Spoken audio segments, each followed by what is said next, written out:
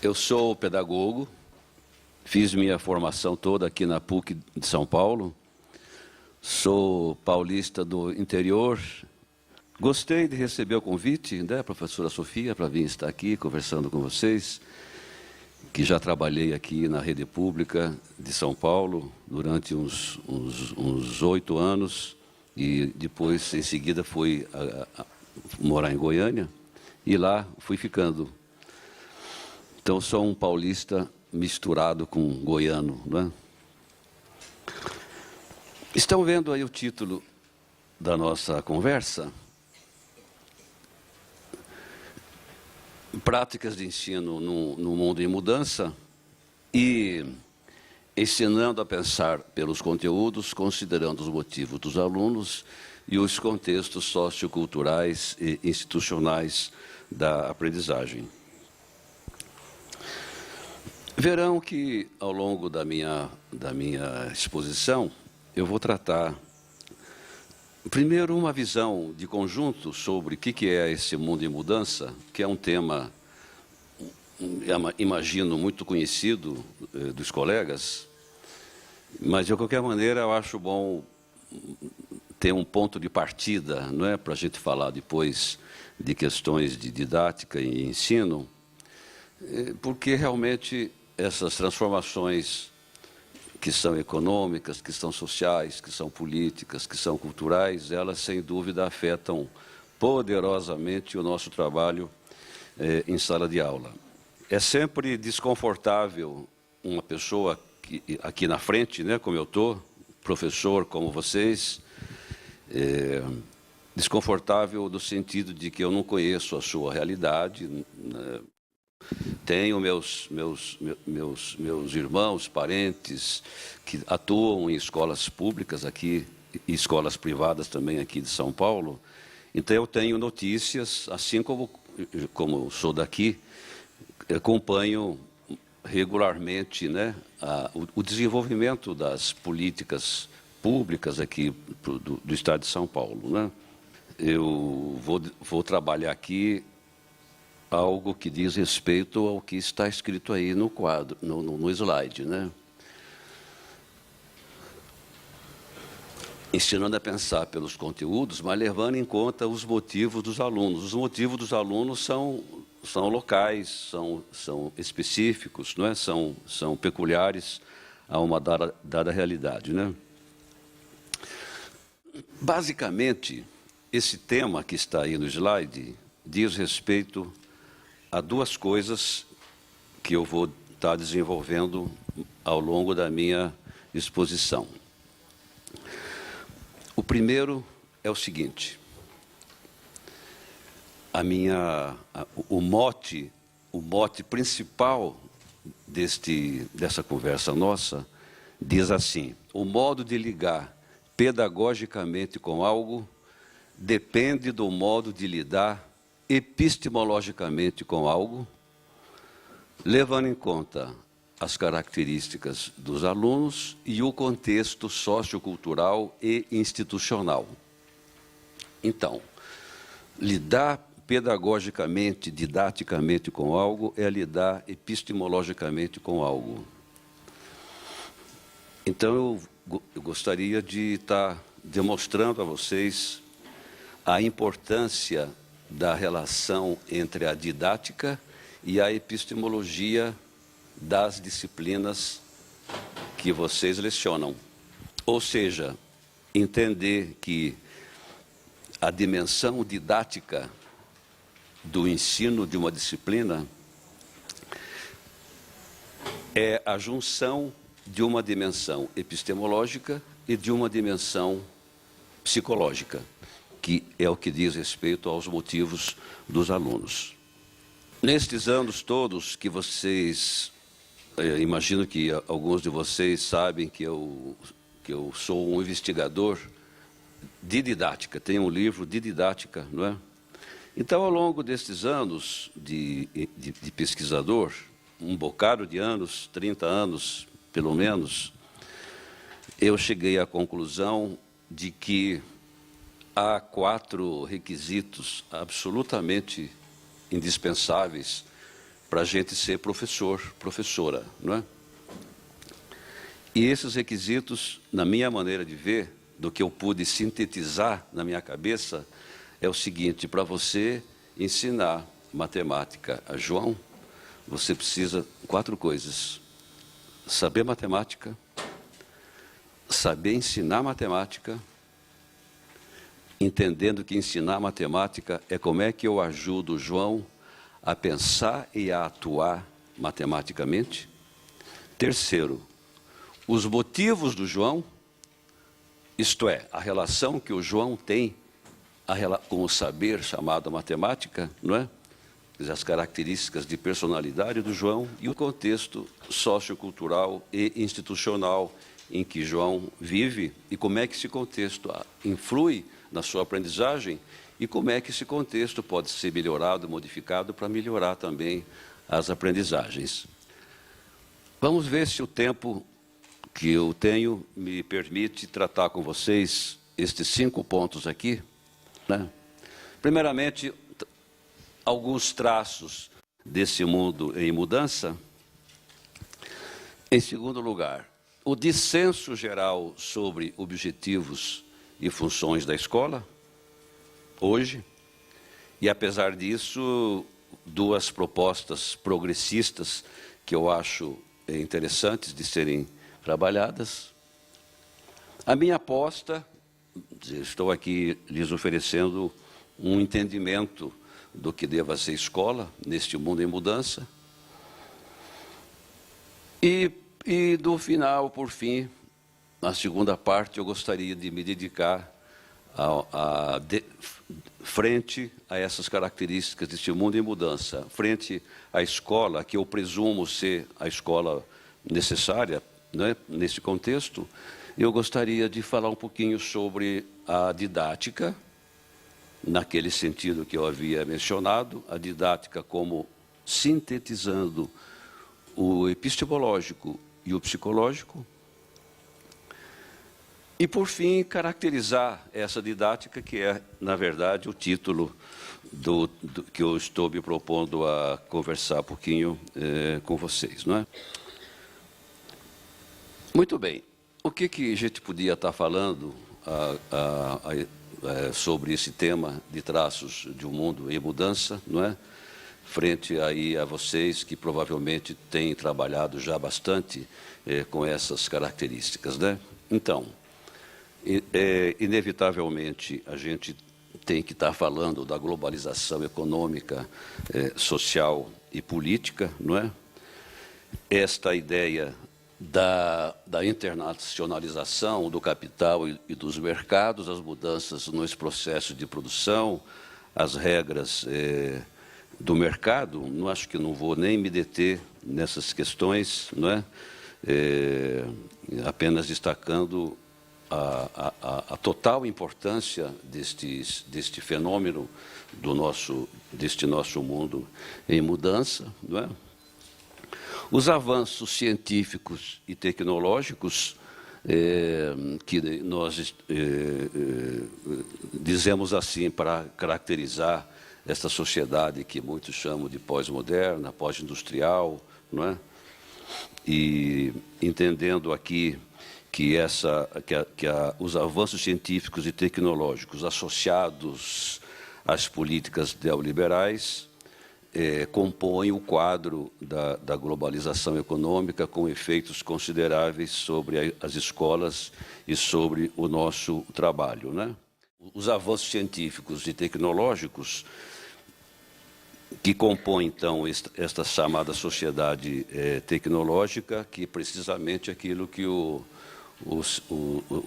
cientista social chamado Alain Touraine diz que nós vivemos hoje no mundo contemporâneo, não é? A passagem da sociedade industrial para a sociedade informacional. E na sociedade industrial predominando a produção de objetos materiais, coisas. E na sociedade informacional, a produção e difusão de bens culturais, ou seja, a informação, ao ponto de Turenne dizer que a informação é a alma da globalização, é o que nos leva a dizer que os meninos vão ao McDonald's não comer um pão com carne, mas vão comer um signo, né? Um signo, uma marca, não é? Quer dizer, essa ideia, então, de que todos nós, de alguma forma, estamos afetados por essas mudanças, não é? Implicando, então, a difusão maciça da informação, mudanças na produção, circulação e consumo de cultura, e que chega, então, no fim das contas, ao que nós chamamos aqui de uma globalização cultural, uma universalização de gostos, de alimentação, hábitos de consumo, enfim, de modelos de vida social, e que acabam trazendo, então, vamos dizer assim, específicas e peculiares mudanças culturais, e que eu queria destacar um pouquinho, né? Mas antes de falar das mudanças culturais, é necessário falar de uma característica da política do nosso tempo presente, né? Que é esse aumento do individualismo e a redução do peso da política, da ação pública e da ação coletiva na solução de problemas humanos, de problemas coletivos, de problemas sociais, não é? E basta ver hoje a grande notícia, não é? Aí na imprensa, no rádio, na televisão, não é? O que foi votado no Congresso ontem, não é? E que está dando um bafafá danado e que mostrando a falta de seriedade dos nossos políticos, justificando até, em parte, não é? Esta descrença, não é? Que de alguma forma nós temos na nossa representatividade política. Enfim, essas mudanças no âmbito da cultura social, relativização de valores e práticas morais, não é? E que eu queria estar conversando com vocês um pouquinho, mas apenas para levantar alguns temas que eu acho que são cruciais, não é? Que todo este mundo, todos esses traços do mundo contemporâneo, na prática, quando nós vamos estar entendendo os alunos, não é? As reações dos alunos, as práticas, as resistências dos alunos, não é? No fim das contas, esse contexto complexo que é o mundo contemporâneo acaba se projetando nisso que eu estou chamando de mudanças no âmbito da cultura, dos modos de viver cotidianos, não é? Então, esse individualismo consumista, não é? Que tem sido tratado por vários autores, por exemplo, Lipovetsky, não é? Que essa ideia da juventude, uma ideia muito forte na juventude, mas acaba sendo forte também no nosso próprio comportamento de adultos, não é? Essa ideia de viver o presente, do consumo imediato, do hedonismo e do relativismo ético, não é? A ideia do hedonismo se expressa não só no consumo, né, mas elas se expressam nas relações sociais, não é? Eu tenho falado para os alunos lá da minha universidade, e eles acham divertido, né, que essa característica que a juventude tem hoje do ficar tem a ver com isto a juventude vai na balada e ali começando 2 da manhã, não é? Aí pelas 3, 4 dá uma química no rapaz e na moça, não é? Aí começa o processo do ficar, não é? E aí a combinação inicial é assim: eu te consumo e você me consome. E nós chegamos, vamos para casa, amanhã acabou, né? O ficar, né? É tipicamente, né, um indicativo de como é que o individualismo consumista se manifesta no dia a dia das relações sociais. Eu dei apenas um exemplo disto, né? Vamos falar aqui do tema da propaganda. estimulando fortemente o desejo de consumir, não é? E aqui, valendo, como dizem alguns autores, como é forte o apelo à comodidade, não é? Além do apelo à aventura, ao sucesso, ao sexo, ao prestígio, à fama, quer dizer, é tudo muito fácil, né? O que vai resultar em alguns traços muito característicos dos nossos alunos hoje, e eu acho que valendo isto para classe alta, classe média e classe baixa, não é? Que é esta ideia, esse modo de comportar da juventude, que é a lei do mínimo esforço, né? Se você associar isto ao que diz um autor italiano chamado Giovanni Sartori, que diz que a grande transformação no mundo da comunicação e da educação é a transformação do Homo sapiens produzido pela cultura escrita no Homo videns, não é? No qual a palavra é destronada pela imagem. Acho que esta percepção do pesquisador italiano é uma percepção extremamente sutil, né? Quer dizer que, como nós sabemos, o Homo sapiens se caracteriza pela sua capacidade simbólica, pela capacidade de imaginação, não é? Nós estamos nos comunicando aqui hoje, eu aqui, provisoriamente como palestrante, vocês enquanto professores nas suas salas de aula, né?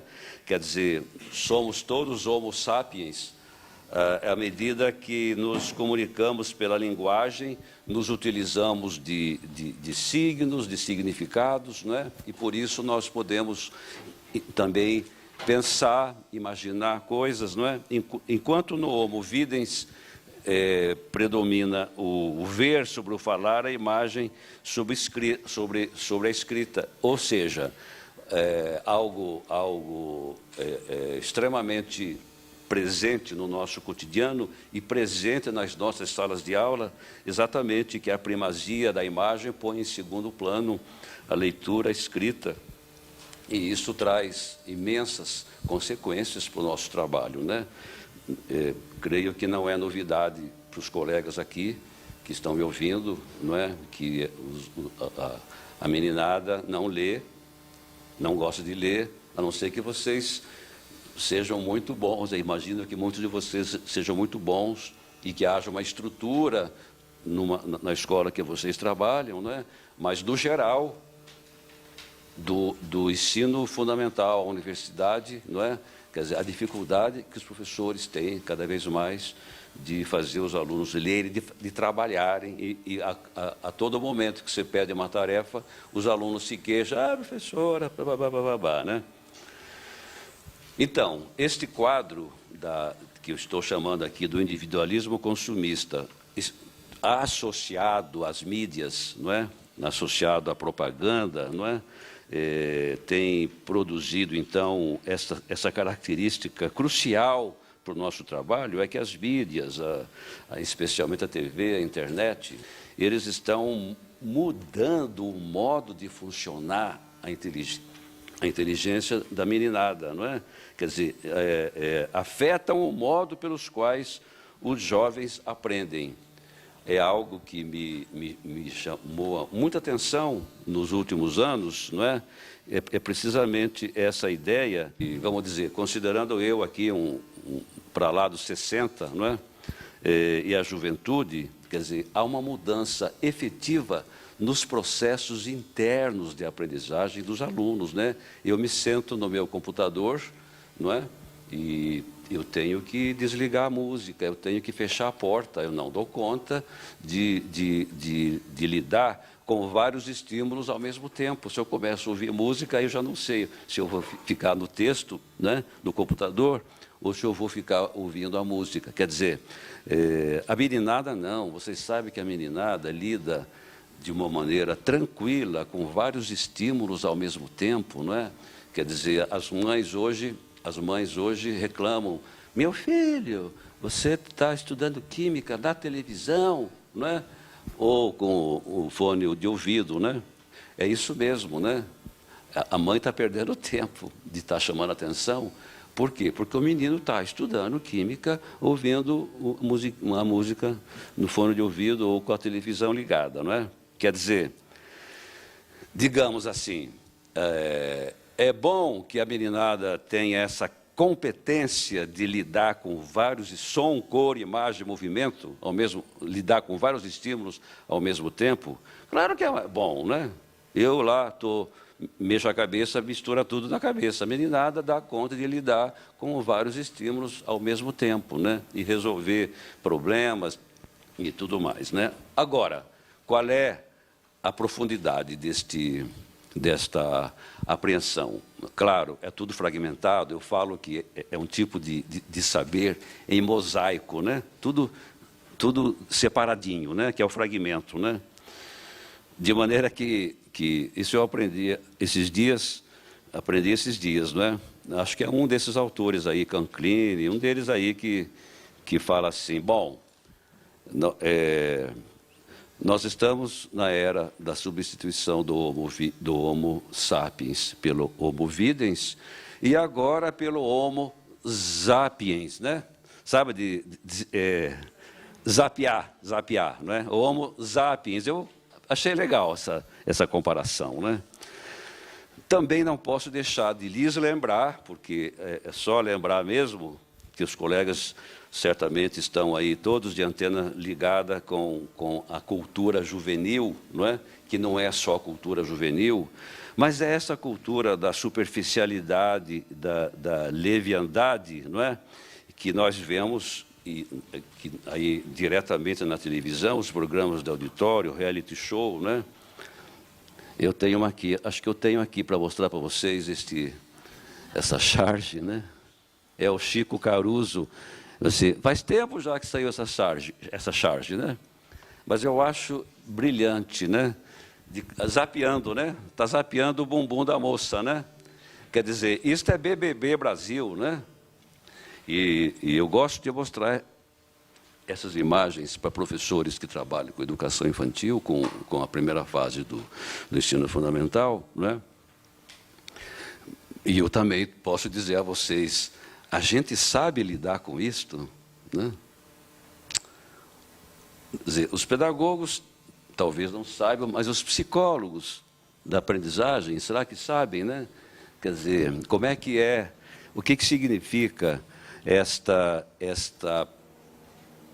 sexualização precoce, né? Eu acho que isto pode se chamar uma sexualização precoce, né? Quer dizer, bom,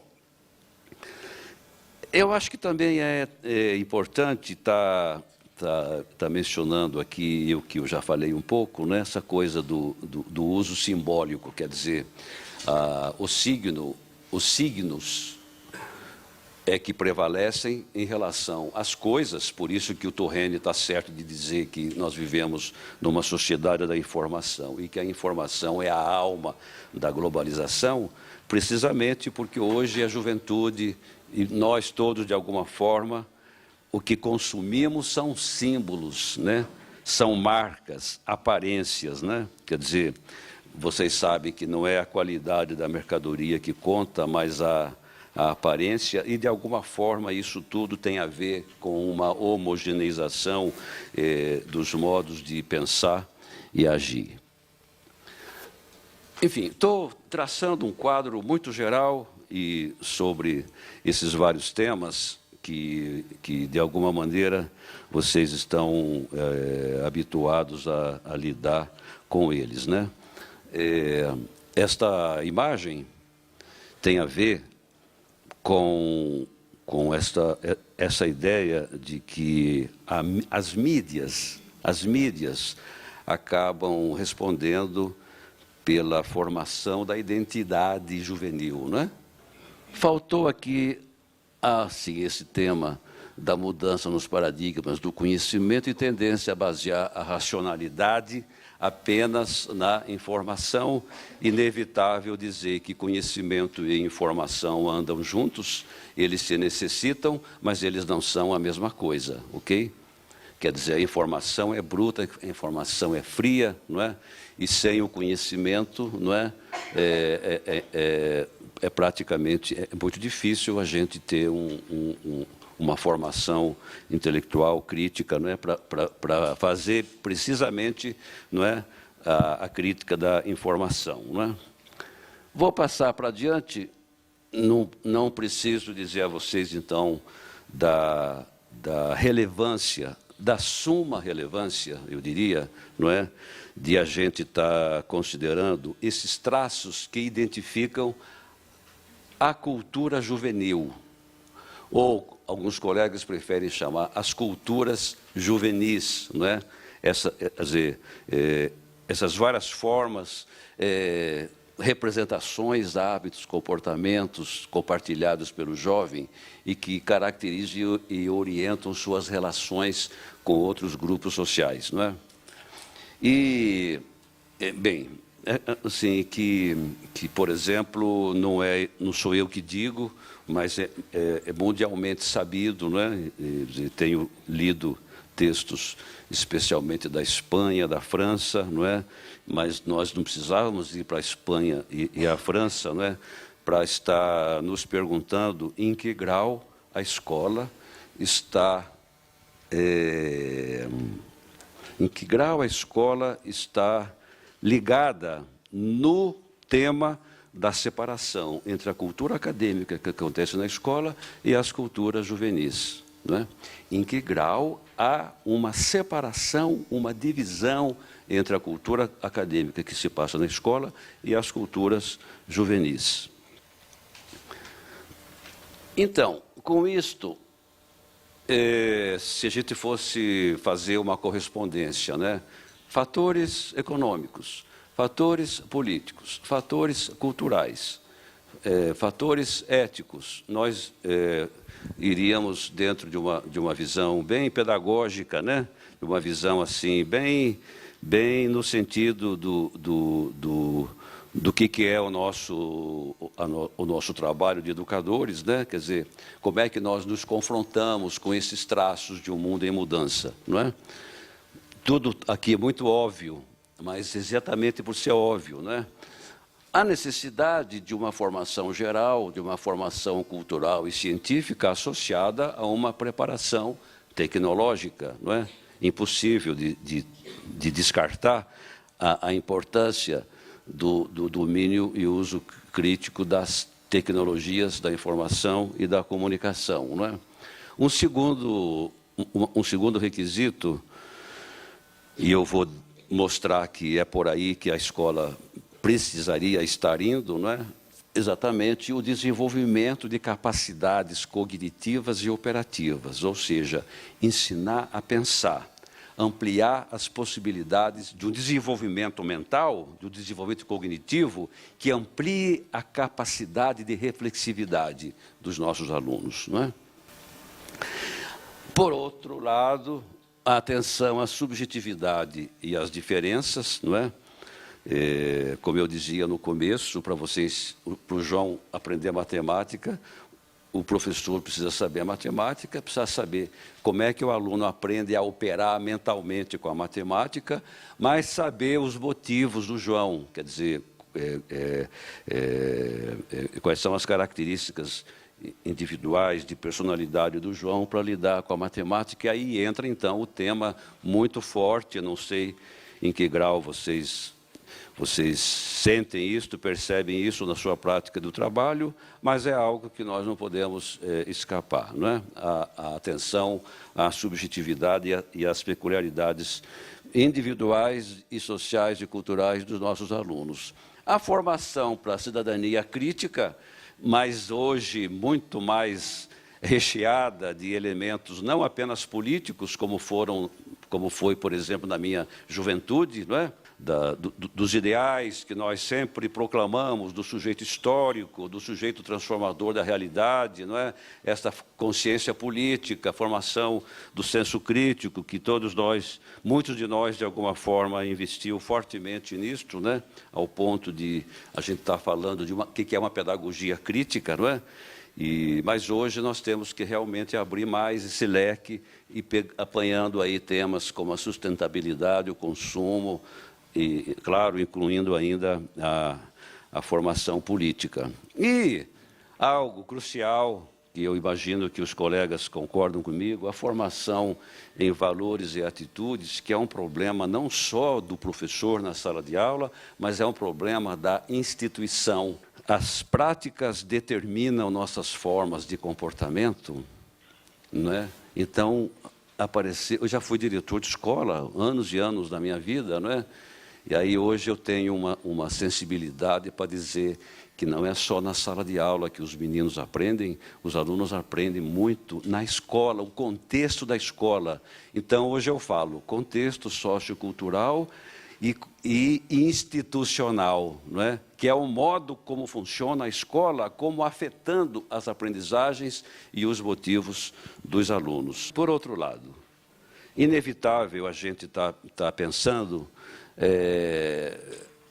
e esta é uma visão minha, e não sei, não posso imaginar se vocês compartilham ou não, não é?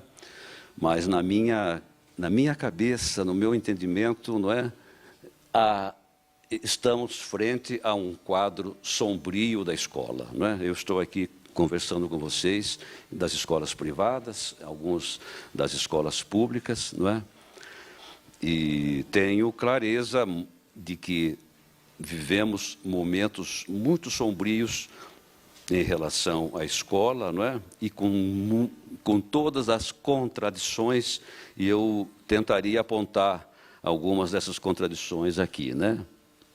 A deterioração e ineficácia em relação aos seus objetivos e formas de funcionamento, não é? Isto, para mim, é gritante na escola pública, não é? A separação entre a cultura acadêmica e a cultura jovem, ou a cultura juvenil, ou as culturas juvenis, melhor dizendo, né? E as consequências disto, né? A recusa dos jovens de valores convencionais, esforço, estudo, trabalho pessoal, sacrifício, temperança, persistência, não é? Quantos de nós aqui, não é? Eu estudei aqui na PUC, minha graduação, depois fiz o mestrado, o doutorado, mas falo da graduação, o quanto nós fomos formados na cultura do esforço, né? Quantos colegas meus aqui da PUC, na antiga Faculdade de Filosofia de São Bento, né, vindo do interior, eu morei em pensão 4 anos da minha vida, comendo, olha aí, economizando, dando um duro para chegar onde a gente chegou, não é? Enfim, são traços quer dizer, e além do que ninguém que é professor, professora, escapou disto, né? Porque se a gente quisesse outra coisa, iríamos para outra profissão, né? Ninguém herdou fortunas, né? Familiares aqui, né? Quer dizer que hoje é terrível, né? Eu tenho meus netos aqui, moram aqui em São Paulo, né? E como todos os netos, né? Adoram Power Rangers, o Homem-Aranha, o Batman, não é? E aí nós temos um sitinho aqui lá em Angatuba, aqui, 250 quilômetros daqui, e aí vamos lá, às vezes, passar aí umas férias, porque para mim é difícil estar vindo em outro período. E aí, então, lá tem um sobe e desce, para descer lá no Riachinho tem que subir, descer. Aí eu digo para o meu neto, Pedro, vamos com o vovô, vamos subir montanha, descer, não é? Assim, a gente vai dar uma suada, né? Aí ele diz, vovô, acho que não. É isso aqui, não é? É assim mesmo, não é? É assim mesmo. Eu acho que é uma batalha que nós já perdemos, viu? Mudar, né? esses traços, né, que nos constituíram como pessoas criativas, pessoas inventivas, pessoas esforçadas, pessoas que lutaram, né? Quer dizer, hoje o consumismo individualista, não é? Ou melhor, o individualismo consumista, não é? Ataca até as pessoas da nossa intimidade, né? Quer dizer, pouca coisa a mãe diz não, né? Mãe e pai, né? Imaginem os filhotes aí das suas escolas privadas, né? E, bem, vamos lá mais um pouquinho. Bem, outra questão crucialíssima que nos pressiona imensamente é a crise do papel socializador da escola. Quer dizer, hoje em dia, não é, a escola deixou de ser o único lugar de legitimação do saber. Hoje há uma multiplicidade de saberes que circulam numa infinidade de canais, de lugares, não é? E, com isso, até a autoridade da professora e do professor acabam ficando abaladas, não é? E que é um fenômeno, a mim me parece dramático, tanto nas escolas privadas quanto nas escolas públicas, não é? Quer dizer, em frente à professora, o professor, sentam-se alunos, vamos dizer, empapados de outros saberes, outras linguagens que vão circulando na sociedade, ainda que sejam saberes que eu chamo mosaico, saberes fragmentados, né, em pedaços, né? E, quer dizer, os alunos são informados, mas a informação deles não tem o conhecimento que junta, não é?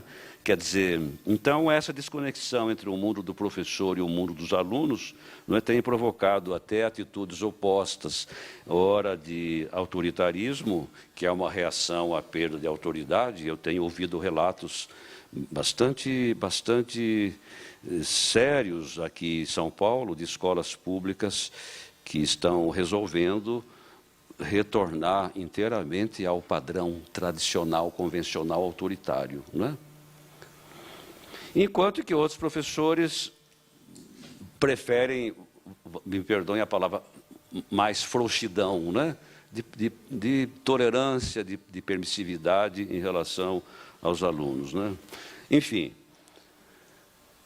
a concorrência com outros espaços, o descaso das elites dirigentes com investimentos no sistema de ensino, não é? Que é gritante, né? Gritante, valendo para todo o Brasil. Eu tenho um desgosto muito grande de que a política educacional do governo Lula, nos 8 anos de gestão, não mudou uma linha sequer da política neoliberal do FHC. Então, aqui é um descaso das elites dirigentes. Em Goiânia, não é? Estamos com professores do ensino municipal em greve, não é? Porque a prefeitura não quer pagar o piso salarial, que é uma porcaria, não é? R$ 1.024, não é?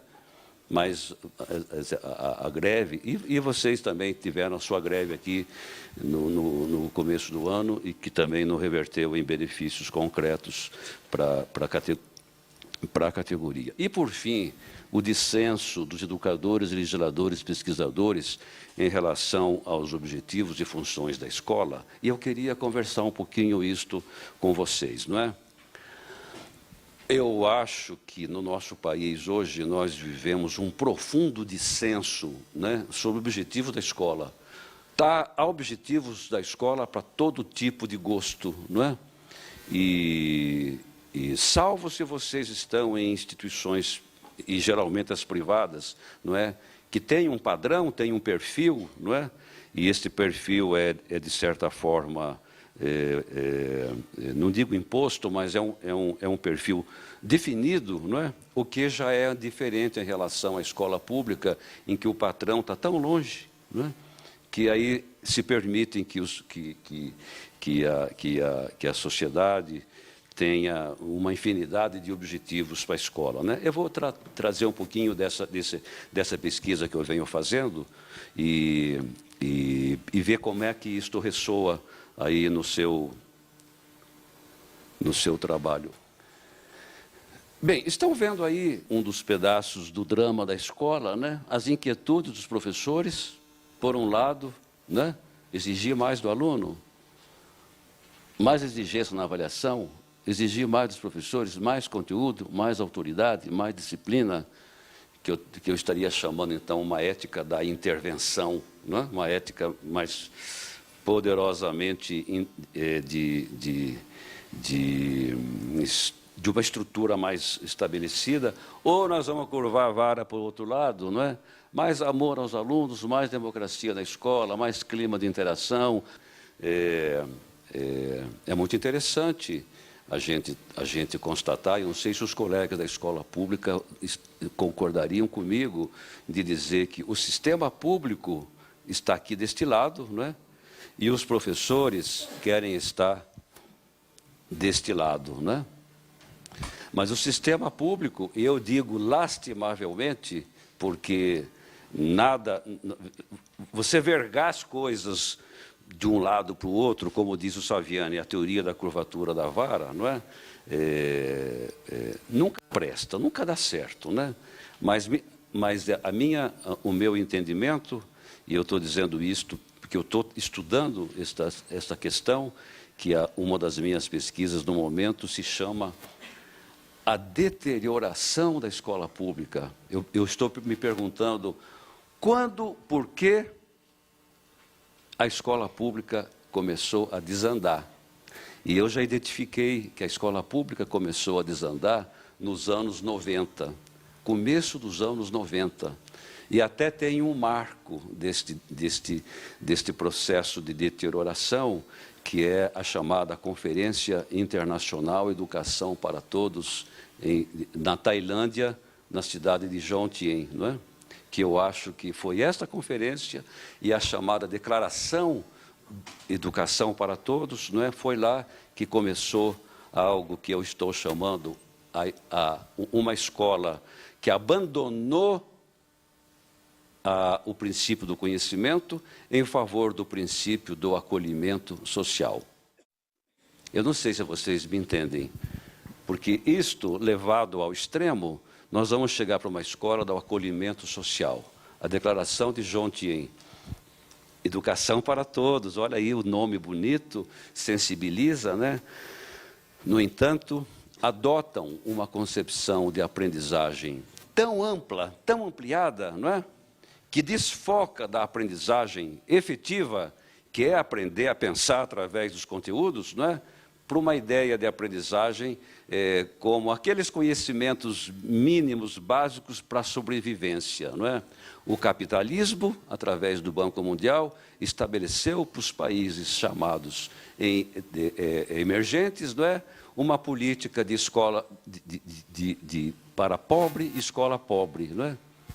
E para a escola pobre não precisa professor, que ganha grande coisa, não é? Não posso esticar este raciocínio, porque não posso deixar de entrar nas questões mais cruciais que eu queria estar levantando, né? Eu estou falando de um dissenso, não é? Geral na sociedade brasileira sobre objetivos e funções da escola, não é?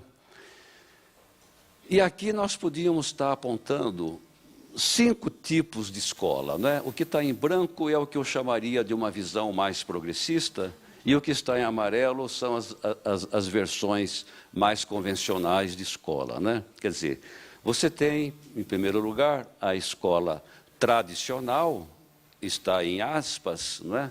E há razões para que esse termo esteja em aspas, salvo exceções, não é? A escola pública brasileira é eminentemente uma escola que funciona sob os parâmetros da pedagogia tradicional, mas tradicional entre aspas, porque trata-se de uma deterioração da legítima pedagogia tradicional. É uma pedagogia tradicional deteriorada, não é?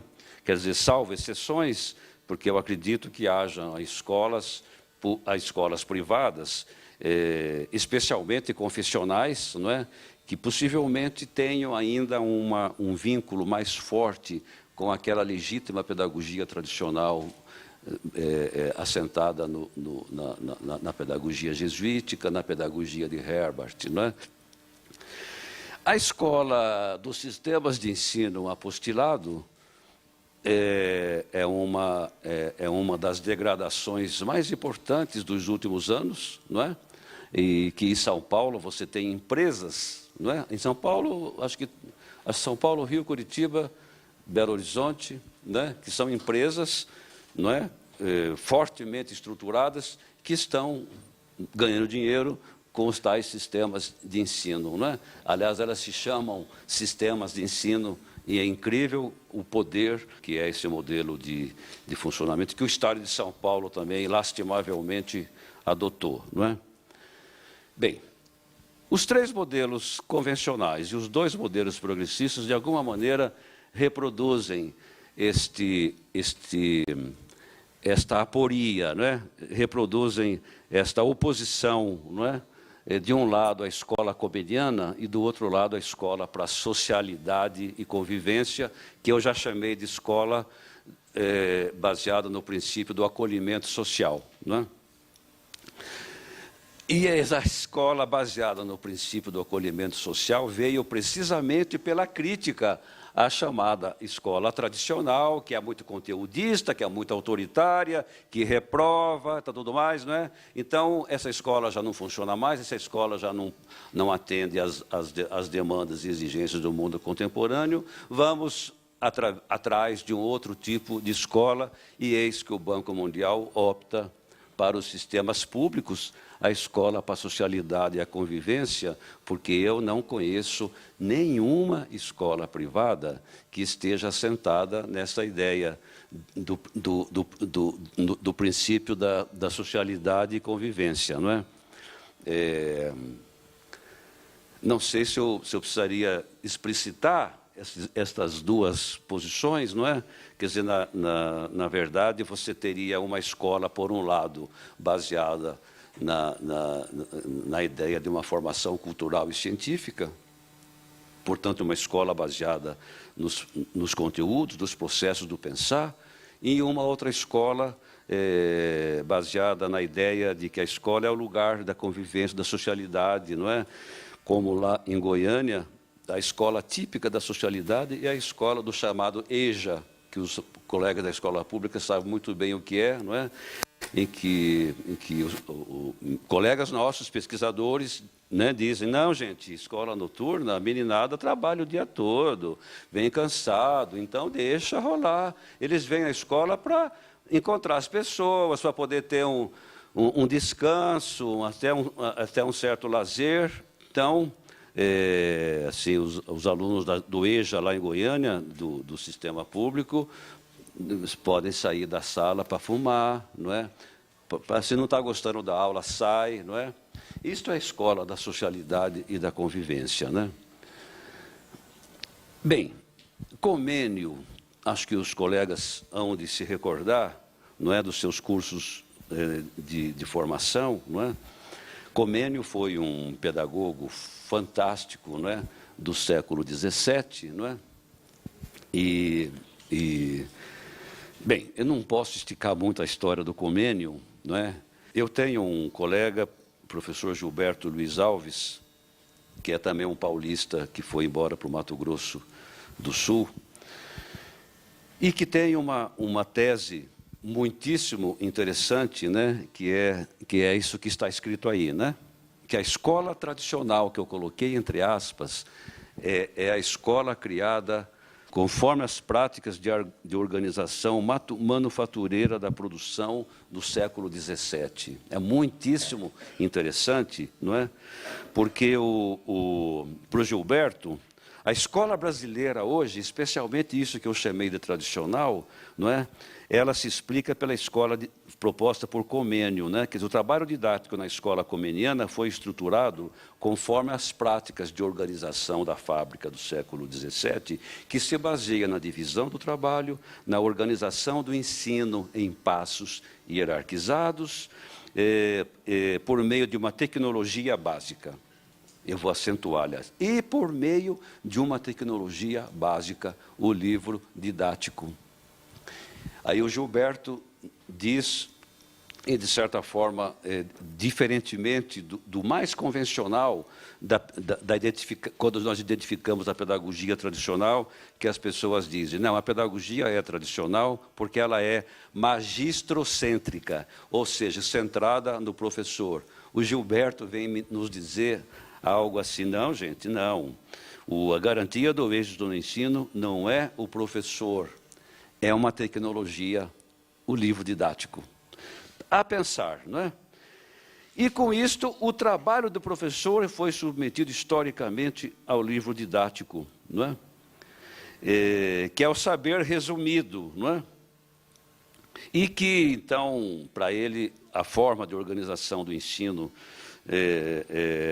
a forma típica de organização do trabalho didático hoje ainda é a forma comeniana. Sim ou não, de toda maneira, não é? É fato que a pedagogia tradicional persiste, eu diria, em 90% das nossas escolas, não é? Só que eu acho que o contraponto da pedagogia tradicional não pode ser a escola para a socialidade e a convivência, porque isso não presta. Esse tipo de escola veio para atender demandas de democracia, mas ela é antidemocrática, na minha maneira de entender, não é? Dois modelos progressistas de escola, não é? A escola baseada na formação por meio de situações experienciais, que eu estou chamando de pedagogia da socialidade, e a escola como lugar de formação humana pela cultura e pela ciência, não é? Que a primeira postura, não é? Ela é muito ligada a tendências muito fortes no pensamento pós-moderno, como vocês sabem, né? Quer dizer,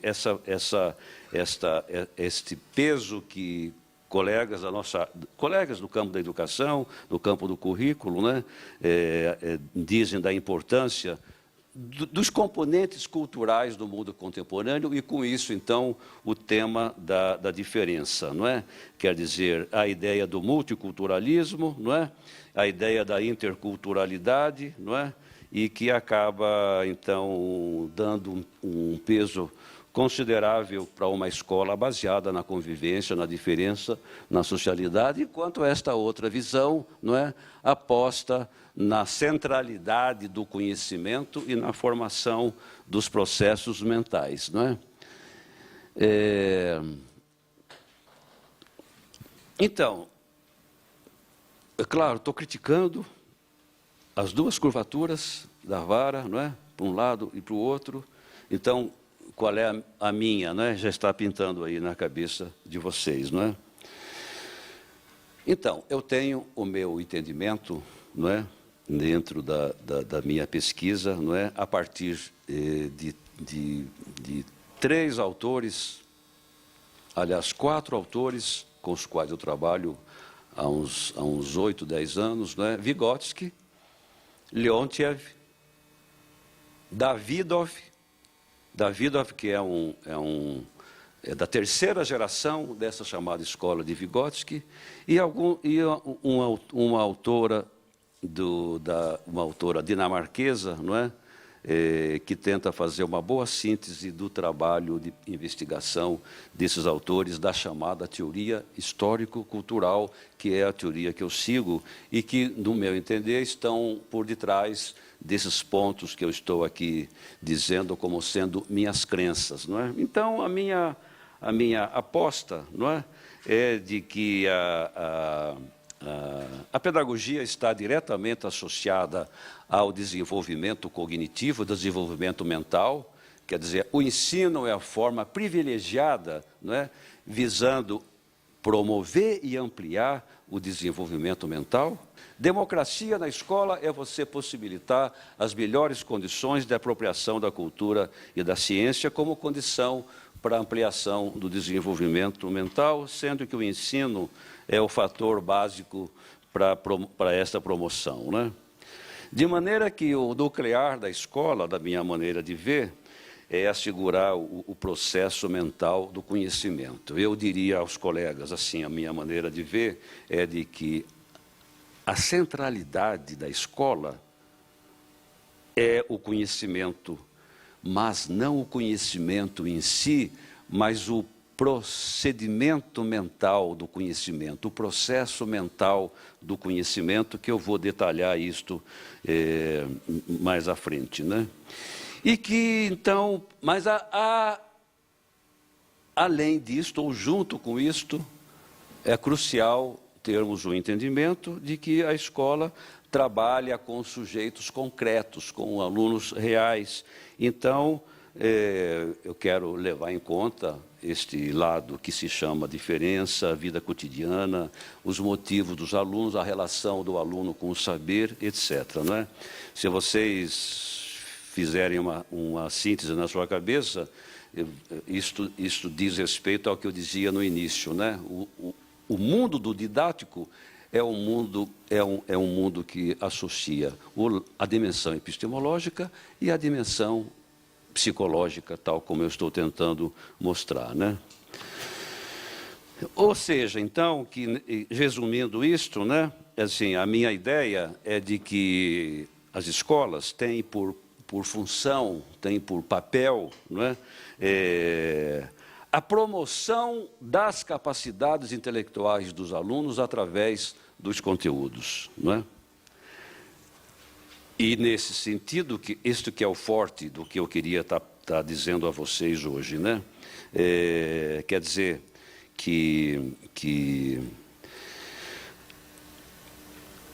Assim, vamos rapidinho uma rememoração, né? Desde Comênio, que eu havia mencionado a vocês, não é? Ou talvez vamos atrasar um pouco no tempo, vamos pegar lá na pedagogia da escolástica, a pedagogia medieval, a pedagogia tomista, não é?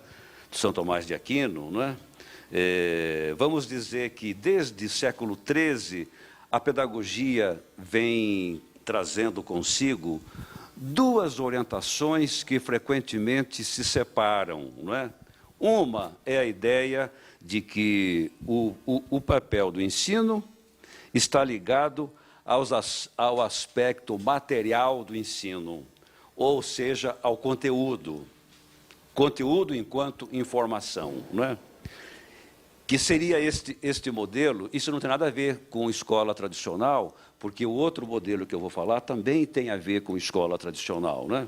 Então, o ensino baseado no aspecto material, né, diz respeito ao ensino cuja função é assegurar o acesso ao conteúdo, o acesso direto ao conteúdo, não é? Um pouco assim que o professor fala, o aluno escuta, memoriza e reproduz, não é? Do outro lado, você tem o aspecto formal do ensino, não é? Neste outro lado, nesta outra curvatura, não é, da vara, como a gente podia dizer, nós temos então a ideia de um ensino centrado nos processos mentais. O ensino não centrado no acesso direto ao conteúdo, mas centrado no modo de aquisição do conteúdo. De toda maneira, é perfeitamente compatível com este raciocínio dizer que uma centra-se no resultado, outra centra-se no processo ou nos processos, não é? A história da pedagogia é uma história incessante destas duas tendências, não é? Uma para lá, outra para cá, não é?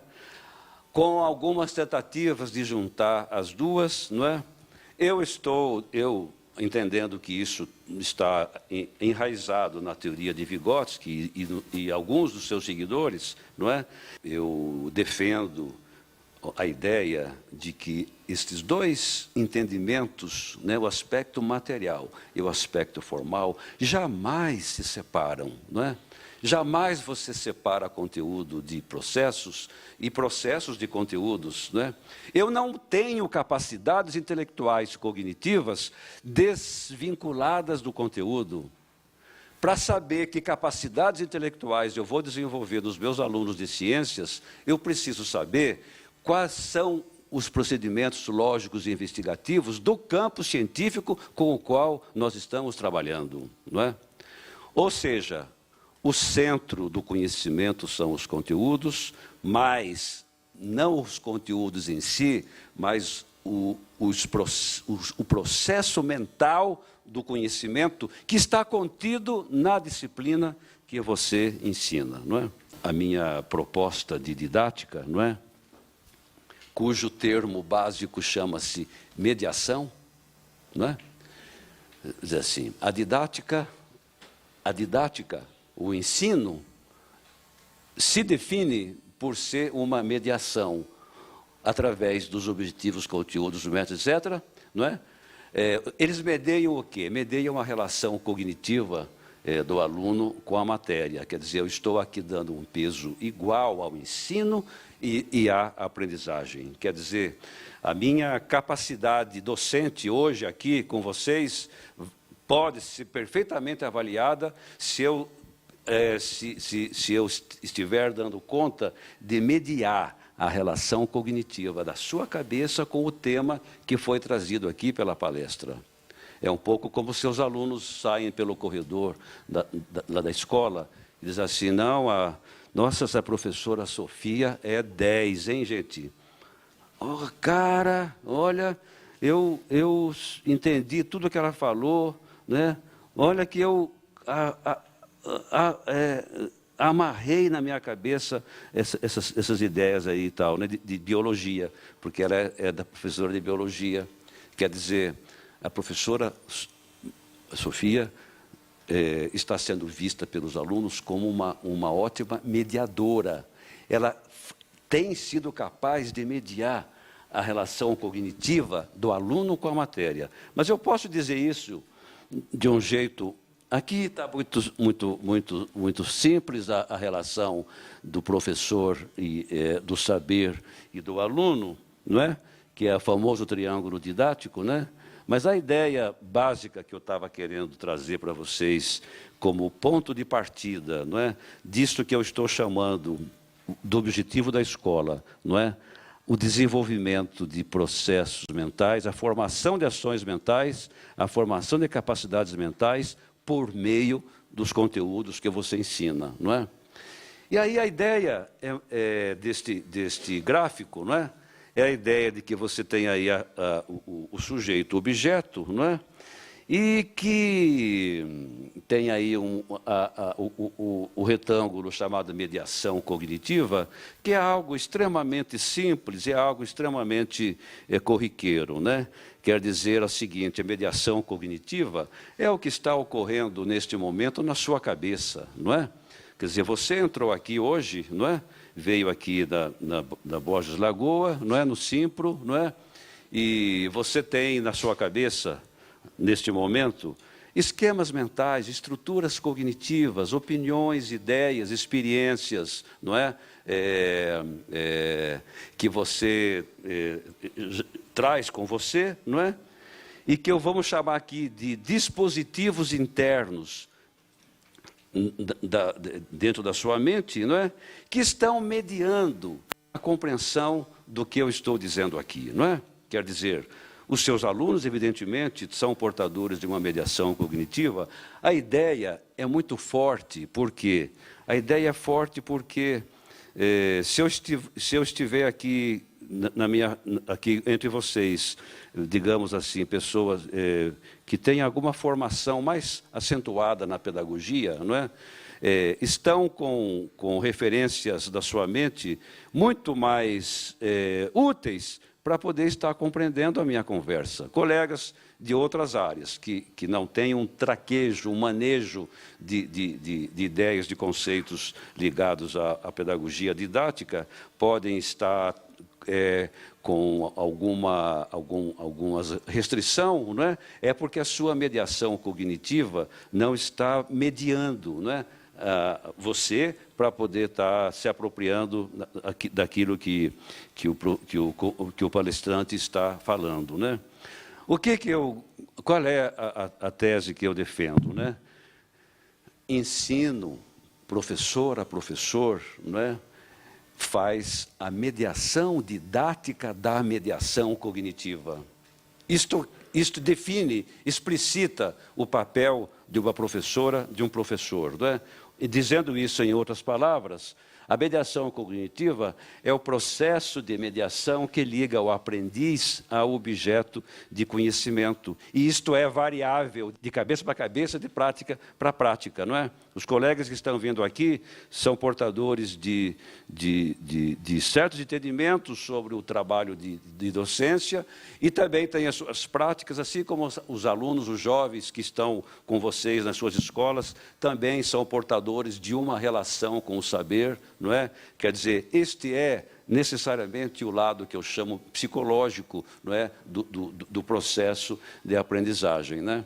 E a mediação didática é uma intervenção de natureza didática com a finalidade de ajudar o aluno a dar sentido ao objeto de conhecimento. E aqui que eu queria recorrer ao meu inspirador chamado Vygotsky, né? que tem toda uma teorização, não é, dessa ideia de que você tem uma atividade externa, você tem funções sociais externas, uma sociogênese, um coletivo, não é, que dispõe de um conjunto de saberes científicos, de pautas culturais, não é, que são aqueles saberes constituídos ao longo da história da humanidade, envolvendo a ação múltipla de muitos autores, de muitos pesquisadores e tudo mais, não é? Essas funções mentais convertem-se em funções pessoais, não é? O Vygotsky usa a expressão, né? Uma relação, primeiramente, é interpsicológica, interpessoal, e que se converte numa relação intrapessoal, não é? Esta relação intrapessoal significa a reconstrução do significado, mais o sentido que cada um atribui, né? Quer dizer, a ideia de que quando os seus alunos internalizam um conhecimento, não é? É quando o significado, que é sempre social, é sempre convencionado, se mistura, se junta com o sentido, que é pessoal, e que tem a ver com a relação do aluno com o saber, e isso se converte, então, em dispositivos internos e que se transformam, a partir daí, em reguladores da conduta, produzem uma autorregulação do nosso comportamento, né? Enfim, esta é a ideia do Vygotsky, e que tem a ver com essa ideia que eu estava desenvolvendo aqui, de que o grande mérito de uma professora, de um professor, não é? É dar conta de que seus alunos atribuam sentido àquilo que ele está trazendo para a situação docente, nas disciplinas com as quais vocês trabalham, né? Do que eu estou tentando dizer, principalmente nessas últimas palavras agora, né, é que, para Vygotsky e para Davidov, a atividade de aprendizagem se caracteriza pelo conteúdo, mas entendendo que nos conteúdos estão contidos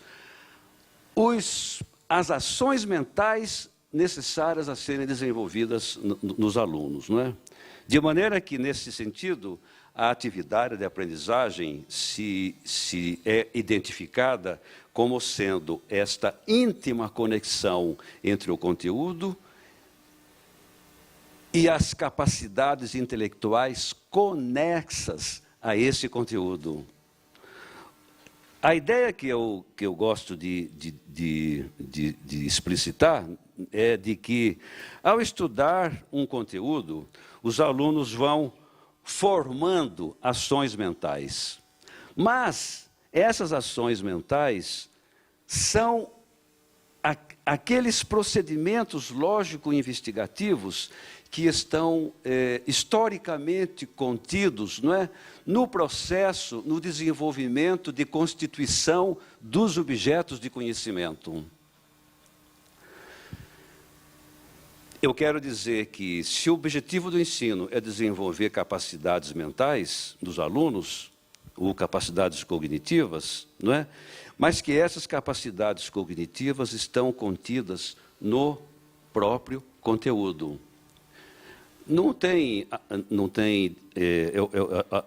Eu acho que uma dificuldade de estar entendendo isto, porque ao longo do processo de constituição de um objeto de conhecimento, os cientistas e aqueles que lidam com esse saber foram desenvolvendo procedimentos lógicos e investigativos, não é? Ou métodos de pesquisa, não é? Que foram levando à constituição de um objeto de estudo. Deixa eu dar um exemplo que pode facilitar, né? A questão da geografia, não é? Vamos dizer que ao ensinar uma ciência, a ciência geográfica, não é? Eu começo por identificar qual é o objeto de estudo que define a geografia, não é? Qual é o nuclear do conhecimento geográfico? Qual é o nuclear do fato geográfico? Hoje em dia, quando os geógrafos buscam sintetizar numa formulação qual é o objeto de investigação da geografia, eles dirão o seguinte: é o espaço físico enquanto constituído histórica, social e culturalmente. Ou, dizendo isso de um outro jeito, o objeto do geográfico é a constituição histórica, social e cultural do espaço físico. Em outras palavras, como é que ao longo do desenvolvimento histórico, não é? O espaço social vai se constituindo pela prática humana. Ora, colegas, o que eu quero dizer, não é?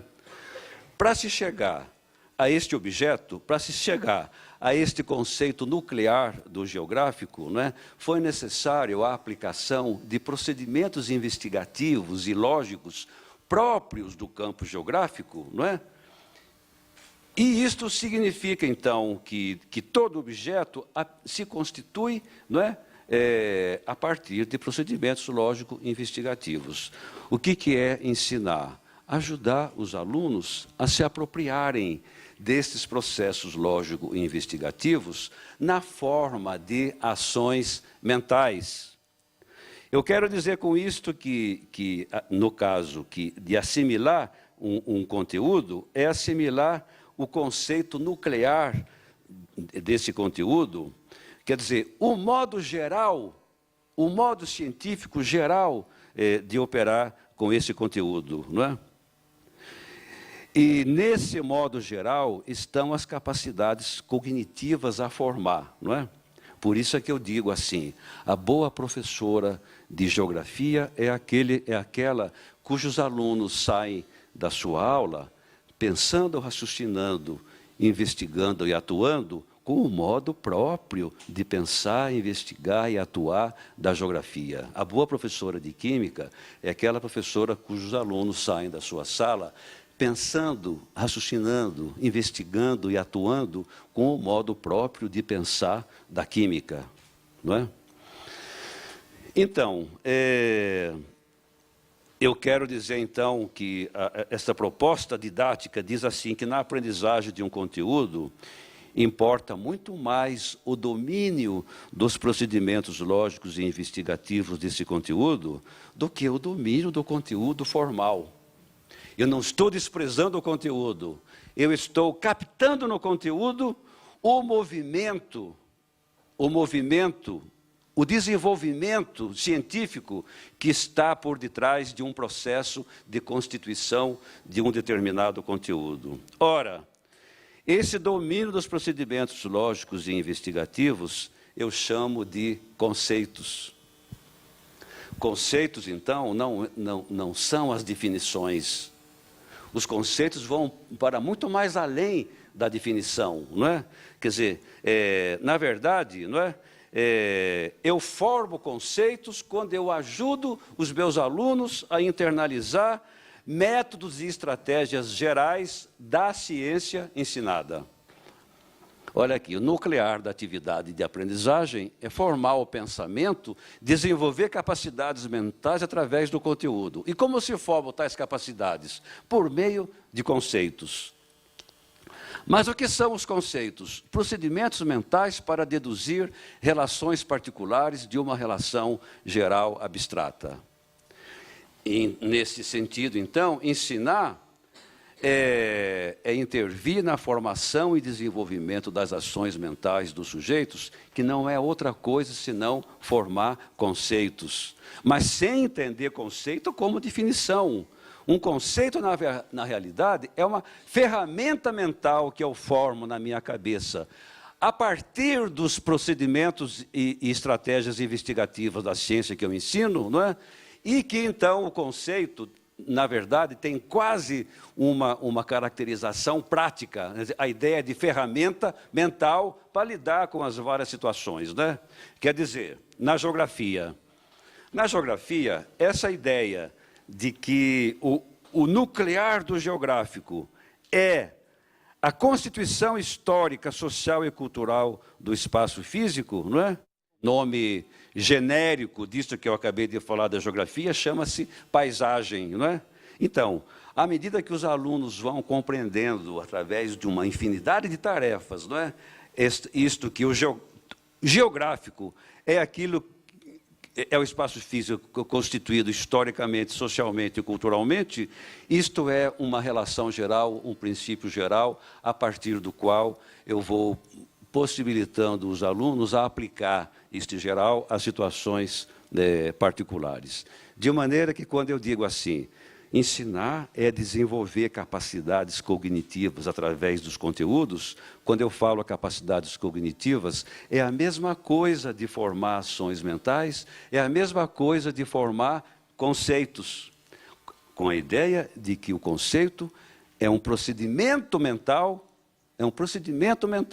não é? Para extrair relações particulares de uma relação geral abstrata. O que a gente pode mais fazer aqui? Aqui do lado esquerdo, o conhecimento empírico é por onde nós chegamos à definição, e aqui do lado direito, o conhecimento teórico-científico, que é isso que eu estou tentando mostrar como sendo um ensino que acentua o conhecimento teórico-científico, entendendo o conhecimento teórico-científico como ações mentais, como conceitos.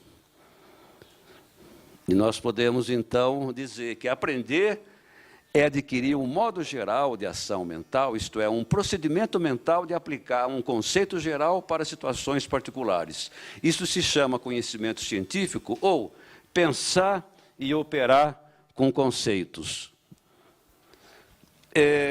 Este gráfico é extremamente simples, e todo gráfico limita bastante, não é, a teoria, mas ele nos ajuda a compreender essa relação que eu estou tentando lhes passar, não é? Você tem de um lado os conhecimentos e do outro lado as ações mentais.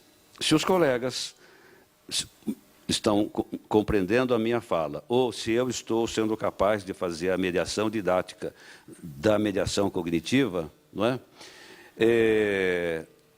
Este gráfico mostra o seguinte: eu estou dizendo, né, que ao estudar um conteúdo, os alunos vão formando ações mentais conexas a esses conteúdos. E as ações mentais conexas a esses conteúdos são encontrados nos procedimentos lógicos e investigativos da ciência com a qual você trabalha. Ao mesmo tempo que forma ações mentais, os alunos vão tendo maior facilidade para se apropriar dos conteúdos, não é? De maneira que nós teríamos aqui nesse gráfico, neste primeiro quadrante, aqui embaixo, no 1 a 5, você tem, assim, um professor, uma professora, que tem pouco conteúdo e poucas ações mentais. Ele nem atribui peso aos conteúdos e nem atribui peso às ações mentais, não é? Ele é fraco nas duas coisas, não é? Então, é um professor, digamos assim, inútil, né? Se você... Não, mas é mesmo, né? Se ele não sabe conteúdo e se ele não sabe lidar com os processos investigativos da ciência que ele ensina, não é? Uai, como diz lá em Goiás, uai, né? Você tem lá em cima, na vertical, um professor, uma professora muito bom no conteúdo, não é? Ele é claro, ele tem uma lógica no seu raciocínio, ele é capaz de explicitar até a relação entre conceitos, mas ele não é bom em ajudar os alunos a irem formando ações mentais na sua cabeça que vão favorecer a mediação cognitiva dos seus alunos, não é? Quer dizer, ele, claro, há de ter resultados satisfatórios e tal, né? Mas não é ainda uma professora, um professor que fariam este nuclear da atividade de aprendizagem, que é você desenvolver ações mentais, não é? Do outro lado aqui, na horizontal, você tem uma professora, um professor que é excelente para desenvolver ações mentais, mas ele é frágil em conectar o conteúdo a essas ações mentais. É o caso típico de um professor que põe seus alunos no laboratório de química ou de física e deixa rolar. Os alunos estão aprendendo, de certa forma, ações mentais? Sim, com certeza, não é? Estão aprendendo procedimentos investigativos, e isto é um caminho interessante e útil para formar o conhecimento teórico-científico, isto é, os conceitos? Sim, mas ele perde a ocasião de estar associando o conteúdo aos procedimentos investigativos. Por quê? Porque, como eu digo, não há separação entre o acesso ao conteúdo e o modo de acessar esse conteúdo, ou, em outras palavras, não pode haver separação entre os conteúdos e os processos mentais. Boa parte, na minha maneira de ver, do insucesso da proposta piagetiana, do chamado construtivismo, está ligado a isto, não é? Está ligado ao entendimento de que Piaget faz pouco caso da experiência cultural e científica acumulada, como se você pudesse estar formando ações mentais dissociados dos conteúdos.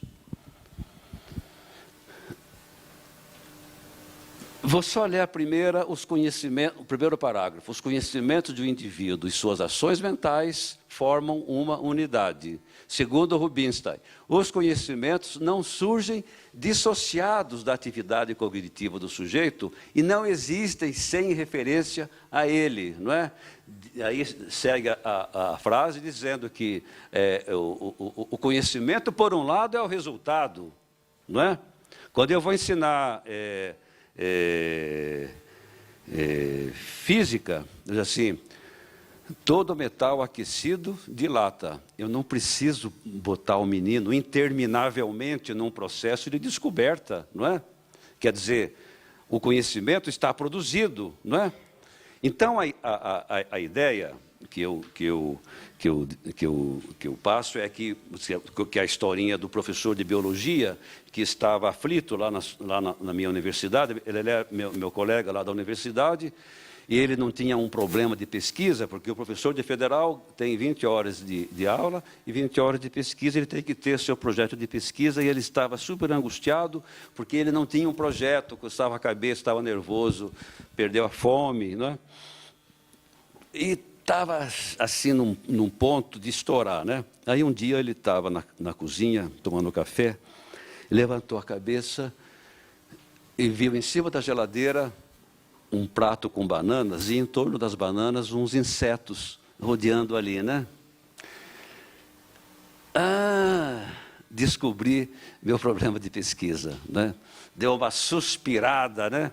Vou estudar o comportamento, o organismo das drosófilas. Como é que elas funcionam? Por que ela está na banana? A banana é que puxa elas é que puxa a banana? Esse minúsculo inseto, como é que ele opera internamente? Fez o seu projeto, pôs o seu plano de desenvolvimento, não é? De pesquisa. E então, 1 ano e meio, 2 anos, passou por um processo de investigação, não é? Um processo de investigação. E, para isso, ele usou procedimentos lógicos e investigativos para chegar a uma conclusão. Né? Terminou o seu trabalho, produziu o seu relatório de pesquisa, não é? O seu trabalho foi depois consultado por autores de livros didáticos que puseram o conteúdo dessa pesquisa nos livros didáticos, né? Ou seja, o resultado do processo investigativo do meu amigo biólogo, não é, constituiu-se num saber sistematizado a respeito das drosófilas. Acabou a história, agora eu digo, né? Primeiro, o processo de ensino começa onde termina o processo de investigação. Ninguém inventa a roda. O processo de ensino começa quando termina o processo de investigação. Mas, segundo, ao ensinar biologia aos meus alunos, eu, professora, tenho que ter em mente que na cabeça dos meus alunos está se passando um processo investigativo extremamente semelhante àquele que se passou na cabeça do meu amigo cientista. De tal maneira que o bom ensino está associado ao entendimento de que o bom professor é aquele que ajuda o aluno a internalizar ações mentais que estão contidas nos processos investigativos do cientista. Se eu pudesse dizer isso para vocês através aqui de um exemplo, né? Que é aprender educação física? Pensar e atuar com o movimento corporal, entendendo que o movimento corporal é o conceito nuclear da educação física. Em outras palavras, aprender educação física é interiorizar um modo de pensar e agir corporalmente. Assim como posso dizer que aprender matemática é interiorizar um modo de pensar e agir matematicamente, né? Sendo assim, ensinar a educação física é ajudar o aluno a captar o percurso da investigação sobre o movimento corporal e descobrir o caminho metodológico pelo qual os alunos interiorizam esse percurso para que aprendam a raciocinar e a agir autonomamente em relação às suas práticas corporais. Bem, fechar então esta segunda parte, voltando então ao que eu havia declarado no início da minha exposição, né? O modo de trabalhar pedagogicamente com algo depende do modo de trabalhar epistemologicamente com algo, considerando as condições físicas, cognitivas, afetivas do aluno e o contexto sociocultural em que ocorre a aprendizagem, né? Aqui eu, então, eu deduzo que o centro do didático está numa adequada combinação entre o epistemológico e o psicológico. O psicológico também que está decorrente do contexto sociocultural.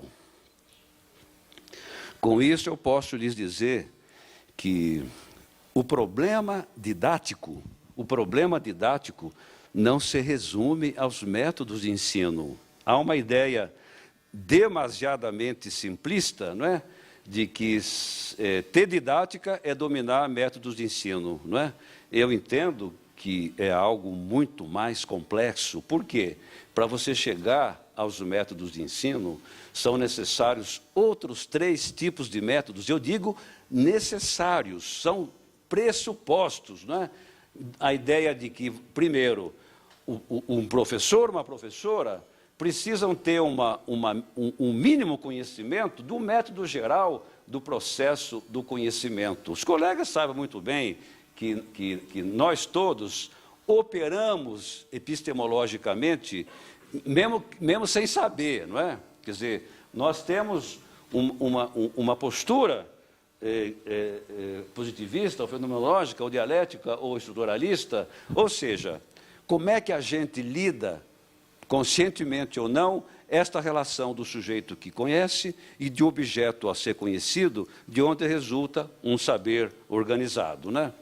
Eu preciso também, para falar em método de ensino, conhecer os métodos da cognição, que são os processos internos da aprendizagem, as formas de aprendizagem do aluno. Se for verdade a ideia de que o começo de qualquer didática é a mediação cognitiva que está na cabeça do aluno, então eu não posso deixar de entender que eu tenho aqui um problema ligado à psicologia da aprendizagem e do desenvolvimento humano. Mas isto também só não basta, é preciso que eu tenha um domínio dos métodos particulares das ciências que servem de base à investigação e constituição do campo científico, não é? Quer dizer, depois disso tudo, eu posso finalmente estar falando em métodos de ensino. De maneira que aprender teoricamente, ou seja, aprender por conceitos, de modo que os conceitos se transformem em ferramentas mentais para lidar com problemas, dilemas e casos particulares a partir de uma relação geral. Então, aprender, teoricamente, é captar as relações gerais básicas que dão organização a uma área do conteúdo. É aprender a fazer abstrações para formar uma célula dos conceitos-chave, para fazer generalizações conceituais e aplicá-las a problemas específicos. Para isso, eu preciso captar o caminho já percorrido pelo pensamento científico como forma de interiorização de conceitos e aquisição de métodos e estratégias cognitivas, ou seja, dominar o modo geral pelo qual o objeto de ensino é construído na ciência que eu estou trabalhando. E ensinar, ou aprender teoricamente, ao aluno a interiorizar os modos de pensar, raciocinar, investigar e de atuar da ciência ensinada.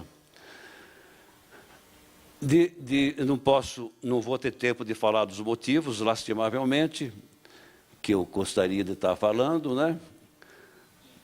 Eu apenas diria que ao formular o plano de ensino de uma disciplina, de um campo de conhecimento, nós teríamos 4 requisitos: a análise do conteúdo, a análise dos motivos dos alunos, as metodologias ativas e o contexto sociocultural, não é? A ideia de ações mentais de cada campo científico. Isto vai mudar conforme você ensine física, química, matemática, etc., né?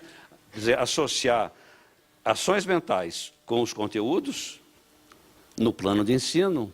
A primeira tarefa dentro dessa teoria é a análise do conteúdo. A primeira tarefa a realizar na preparação de um plano de ensino é a análise do conteúdo, que seria assim, eu apenas vou ler: identificar as relações gerais básicas que dão suporte ao conteúdo, fazer um zoom até que você chegue àquilo que é um conceito nuclear, onde estão contidas as operações mentais básicas que o aluno vai desenvolver.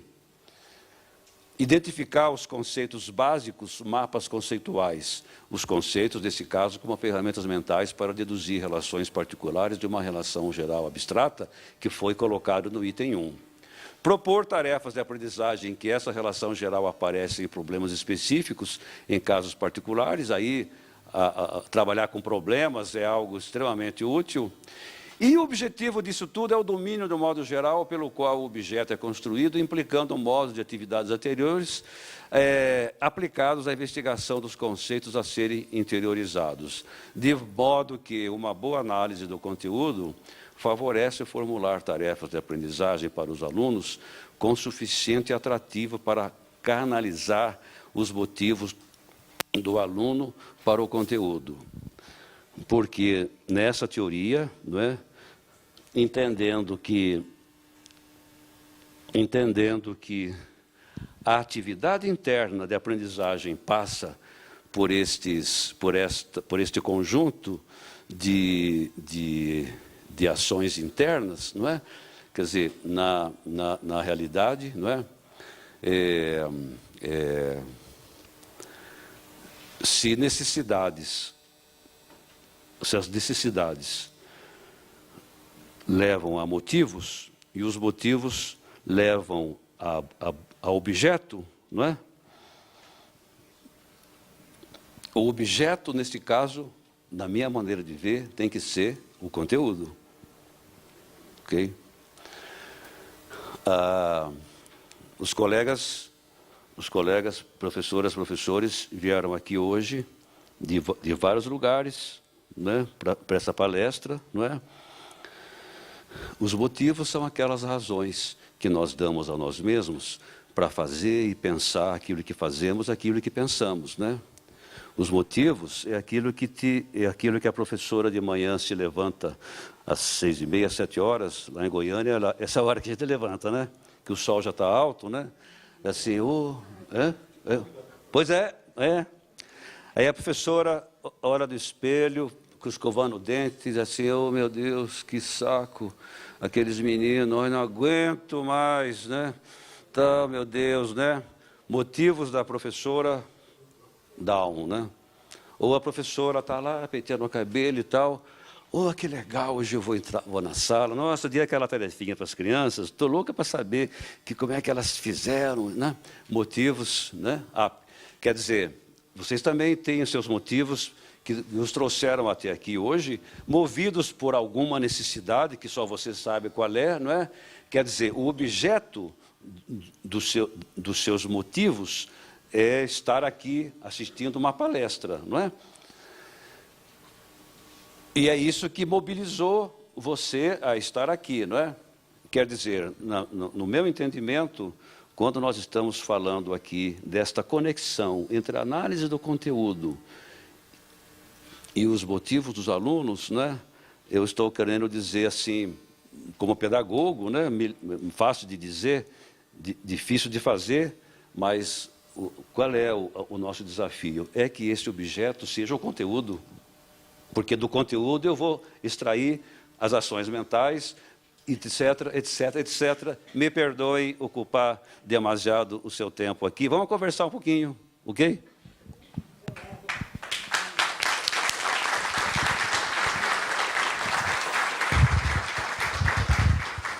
Como disseminar essa forma estruturada que o senhor nos apresentou, né? Como disseminar isso de uma forma rápida, toda essa estrutura apresentada e o equilíbrio, inclusive, da curva também, né? Esse equilíbrio da curva para os professores, para que isso a gente agilize também essa disseminação na escola e tentar minimizar esse quadro sombrio da escola que o senhor nos apresentou. Como é o seu nome, professor? Augusto. Augusto, eu costumo dizer que na formação de professores para o ensino fundamental, há muita pedagogia e pouco conteúdo, né? E para os professores da segunda fase do ensino fundamental, da sexta em diante, né? Generalizando, claro, que há exceções, muito conteúdo, pouca pedagogia. Ou seja, do ponto de vista do que eu estou falando aqui, não é? Nós estamos cometendo dois equívocos no processo formativo e remetendo aqui ao que eu falava aqui da relação entre a didática e a epistemologia. Quer dizer, professoras das séries iniciais não têm a mínima noção, bom, perdão que vocês estão aqui, não é? Mas do geral, nas escolas públicas, nos cursos de formação que eu conheço na minha cidade, não é? E alguns aqui, assim, a dimensão epistemológica nos cursos de formação de professores está ausente. Ou seja, você estudou 4 anos de letras, não é? E eis que você se encontra ensinando português na 6ª série, tá? E você estudou 4 anos de letras e, por suposto, você domina o conteúdo e os procedimentos investigativos desse conteúdo. Portanto, você está preparado com o básico para poder lidar epistemologicamente com o campo científico com o qual você atua, não é? A professora das séries iniciais, não é? E eu acabo de fazer uma pesquisa no meu estado, são 44 cursos de pedagogia no meu estado, e a quem quiser eu mando pela internet o resultado da minha pesquisa, não é? Nesses cursos de pedagogia, a chamada pedagogia, que é para formar professores de educação infantil primeira a quarta, não é? Não se ensina os conteúdos. Você vai ensinar letras português para as crianças de sexta série e você domina, por suposto, a língua portuguesa e as práticas investigativas da língua portuguesa, onde estão contidas as ações mentais para você lidar com a língua portuguesa e com as crianças, né, com os alunos, né? A professora dos anos iniciais, que ensina simultaneamente português, matemática, história, geografia, não tem uma hora sequer de conteúdo nesses cursos. Isto é uma coisa dramática. Eu não entendo como meus colegas da minha área, do campo da educação, não é? E que trabalham com toda essa coisa de formação de professores, essa entidade que se chama FOP, por exemplo, como é que não descobriram este furo fantástico na formação de professores, né? Então, professor Augusto, eu estou pondo aqui, não é? E aqui tenho trabalhado isto lá na pós-graduação, na minha pesquisa, não é? Quer dizer que talvez um dos problemas cruciais na formação de professores seja exatamente a ligação entre a didática e a epistemologia das disciplinas, não é? Porque, senão, nós não formamos sujeitos, não formamos conceitos, não formamos alunos que disponham do chamado conhecimento teórico-científico, que é exatamente a partir do que ele vai usar o conhecimento como ferramenta mental para lidar com situações concretas da realidade, né? Quer dizer, então, que eu estou colocando, além de outras questões que eu coloquei aqui, que são limites extremamente sérios, tudo que eu trouxe aqui no começo, para a gente não estar dizendo que a solução está na pedagogia. Não, a solução não está só na pedagogia. Mas se há um lugar onde a gente pode estar pensando em algum caminho, é na formação de professores. Vocês que ensinam na sexta série, por exemplo, não é? Depois que eu me dei conta desse resultado da minha pesquisa, eu passei a ser muito mais solidário com vocês, né? Como é que você vai ensinar na sexta série língua portuguesa, ou vai ensinar ciências, se as crianças estão vindo lá de trás sem praticamente um conhecimento sólido, não é? As crianças chegam sem saber ler e escrever, não é? Então, você, professora, e eu sei muito bem, porque é o que eu sou também, já trabalhei, como eu disse, você já fui diretor de escola, um bocado de anos, de escola de menino, né? Você está ensinando ciências, está ensinando matemática, aí você chega na sala, na sexta série, sétima série, de gente, esses meninos não sabem nada, o que eu vou fazer, hein? Eu tinha que recuperar esse pessoal, porque sem o básico, como é que é? Matemática tem pré-requisitos, mas eles não têm pré-requisitos. O que eu faço, né? Vou voltar para o programa da primeira série, segunda série, não é? Ou vou tocar para quem dá conta, mas e quem não dá conta? Aí, dependendo, você fala, gente, mas eu não estou ganhando para fazer recuperação desses meninos, né? Quer dizer, agora eles estão mandando promover automaticamente, seja o que Deus quiser. Triste, tristíssimo. Eu trabalho há 40 anos nessa tarefa aqui, não é? Eu sou professor desde 21 anos de idade, né? Quando eu saí da universidade, né? Quer dizer, e hoje eu vejo entristecido, né? Que essas questões muito concretas, não é? Quer dizer, como é que uma professora da primeira à quinta série, e aí agora aumentaram para 5 anos. Num quadro desse, piora o problema. Gostaria de ouvi-lo falar sobre, eu não sei se é uma modernidade, sobre a interdisciplinaridade. Escolas que estão fazendo algumas experiências de derrubar a parede da sala de aula, que a princípio é encantador, né? Tirar os alunos de 4 paredes, fica todo mundo no mesmo espaço para trabalhar com problemas. Ok, professora Sofia. Vejam uma coisa, vocês são de escola privada, vão me entender muito bem, não é? O MEC está fazendo um exame nacional que se chama Enem, ok? Pois esse Enem, se você for estudar as bases dele, né, as bases filosóficas, epistemológicas, né, o que vai ser dito lá tem, Sofia, muito a ver com o que eu disse aqui, não é? O MEC, por meio de uma equipe técnica, não é? Até sofisticada, não é?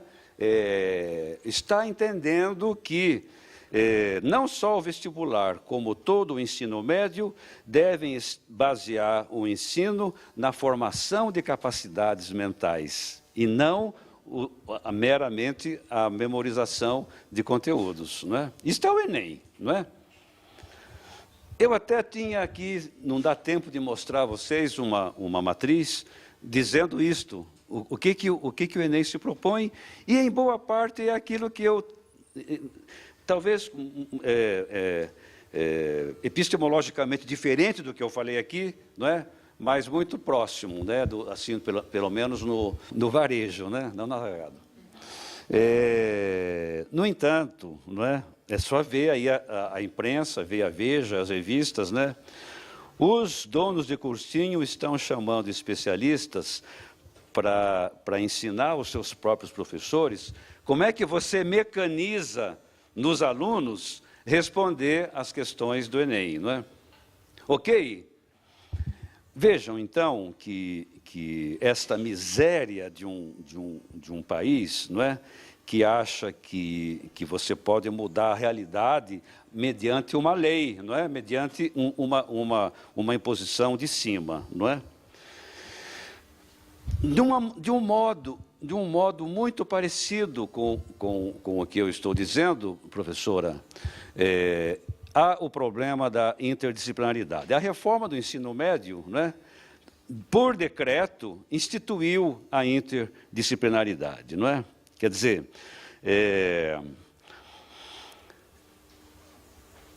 e a interdisciplinaridade cai de paraquedas, né? Como se nós pudéssemos assegurar a formação do pensamento, da reflexividade dos alunos, não é? Simplesmente você dissolvendo o disciplinar para criar algo nebuloso, não é? Algo assim fluido, não é? Como é o interdisciplinar, não é? Que é uma reprodução do que em muitos lugares do Brasil se fez através do ensino por projetos, não é? Quer dizer, a reforma educativa brasileira feita entre 90 e 94 no governo FHC, não é? Foi uma reforma copiada da reforma espanhola, não é? E na reforma espanhola, os conteúdos são tratados na forma de projetos, não é? Um pouco de trazer o modelo de Dewey e de um discípulo dele chamado Kilpatrick, né? Para você construir um currículo na base de projetos, e desse modo você assegura a interdisciplinaridade, não é? Eu vou dizer a minha opinião, eu não sou favorável a isto, porque isto é artificial, não é? E porque não existe o interdisciplinar sem o disciplinar. Quer dizer, a interdisciplina, na minha maneira de ver, tem o seu suporte na disciplina. Quer dizer, Trata-se, então, se você quer pensar com um pensamento ampliado, não é? Trata-se de você pensar a explicitação do objeto de cada campo científico, simultaneamente com a expansão das suas fronteiras, não é? De maneira a você fazer, então, agora, a partir do disciplinar, o interdisciplinar, não é? Porque do jeito que está imposto de cima, não é? Quer dizer, quer dizer, é achar que, da mesma maneira que tem gente que acha que a tecnologia educacional é a grande solução para os problemas da educação, até o ministro da Educação acha isso, né? A gente tem colegas achando que o moderno, o avançado, né, é você dissolver a estrutura disciplinar, não é? E substituir e colocar em cima dela um interdisciplinar, como eu digo, nebuloso, né? Um interdisciplinar, a palavra que eu uso, artificial. Toda vez que você tenta o interdisciplinar fora do disciplinar, você cria uma estrutura artificial, não é? E que não tem solidez, não é? Então, professor, minha opinião é esta, não é? Está aí, não é? Eu continuo achando